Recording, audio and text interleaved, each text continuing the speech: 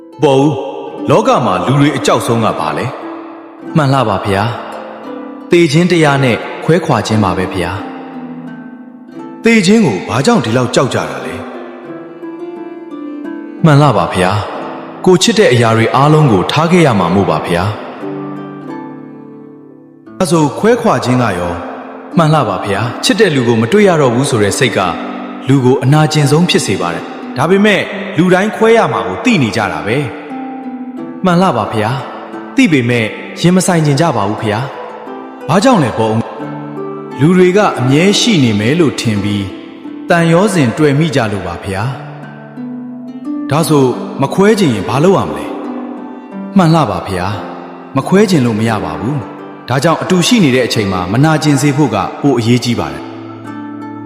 သေခြင်းကိုဘယ်သူမှမရှောင်နိုင်ဘူးပေါ့မှန်လားပါဗျာဘယင်ဖြစ်ဖြစ်စင်ရဲသားဖြစ်ဖြစ်နောက်ဆုံးတော့လမ်းတလန်းသေးပါပဲဗျာဒါဆိုလူတစ်ယောက်ဘလို့နေသင့်လဲမှန်လားပါဗျာ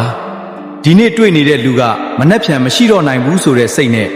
တန်ဖိုးထားပြီးနေသင့်ပါတယ်ဗျာ